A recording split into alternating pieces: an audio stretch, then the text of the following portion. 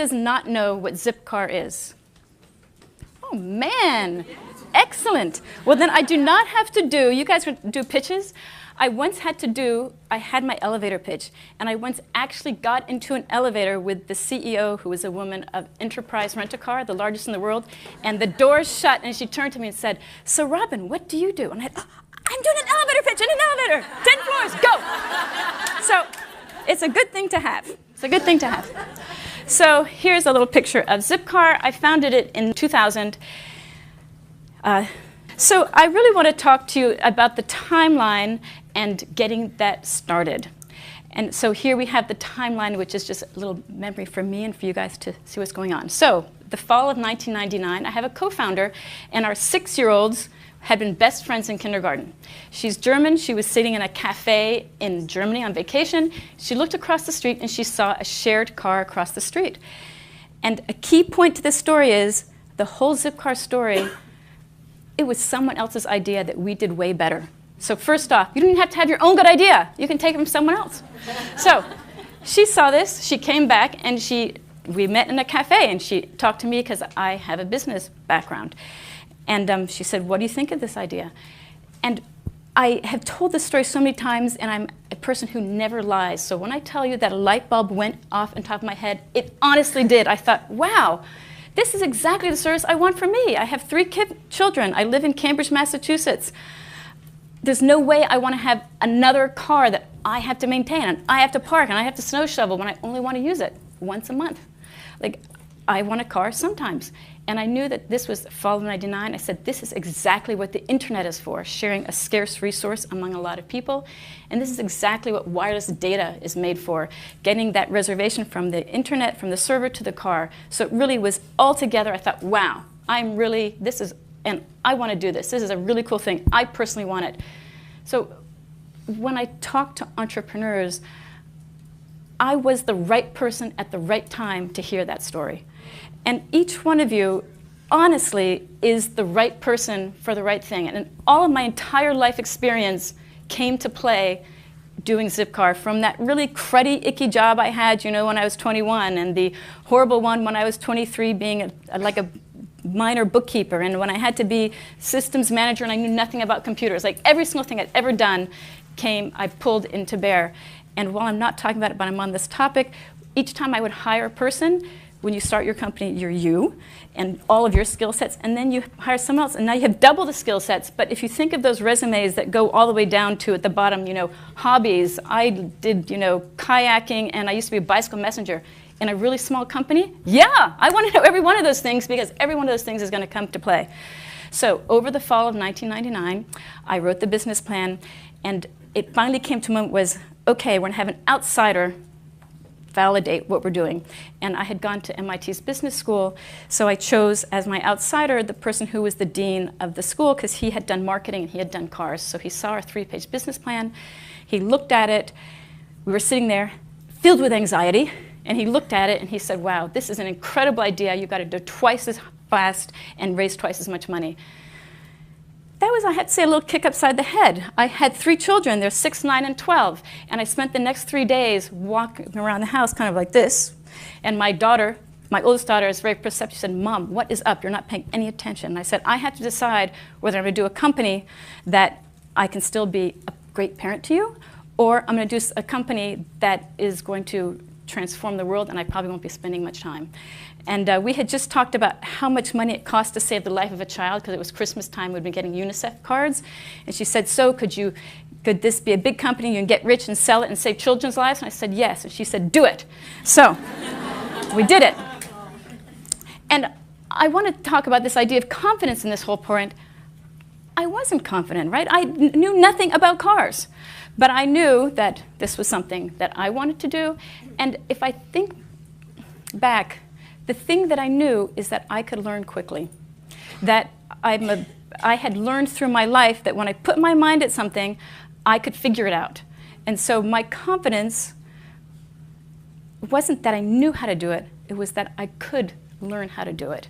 And when we think about this confidence in our day-to-day life, the important thing is that you show your confidence that you can do it. And so you know, you in your heart, you're thinking, wow, like I probably don't know about what's going on here.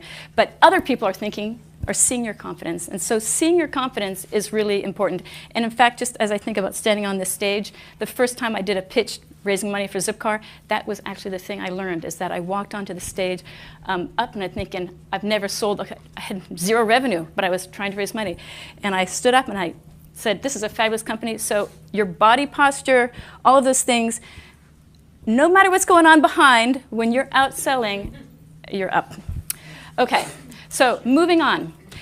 Here is the most amazing part of the Zipcar story. And Harvard Business School did a case on Zipcar, and it was then that I realized, wow, that was incredible. I incorporated the company in 2000, and we launched the first cars in June. So January to June was the period of time in which from incorporation to a cars on the street.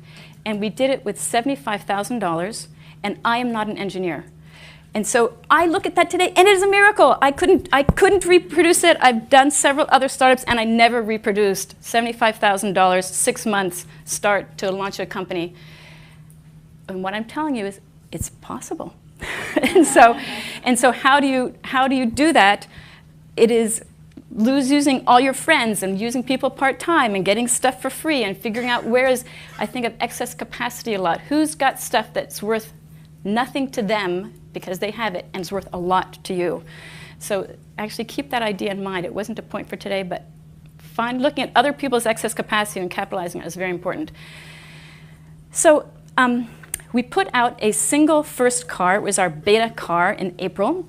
And to make you amused by what this car was, so one car and 22 people were driving it. So we had a website. To use this car, the car's parked in front of my house. You'd walk up the back garden, onto the porch. There was a glider. You picked up the pillow. The key was there. And you went back, and you drove the car, and in the glove box was a start odometer, stop odometer, start time, stop time.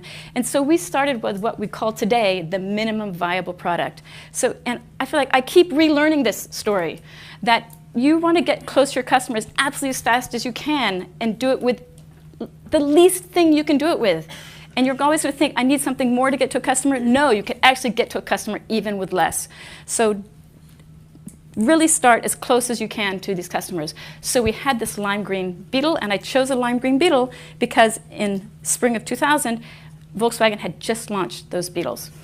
And so I knew it was a really cute, cool, visible car. And I also, counter to it, every single marketing person told me, I put a logo on the passenger side door, and they'd say, oh, people are going to think you're a pizza delivery truck. And I'd say, no, I'm building a company that is cool, urban, hip, and people are going to feel proud.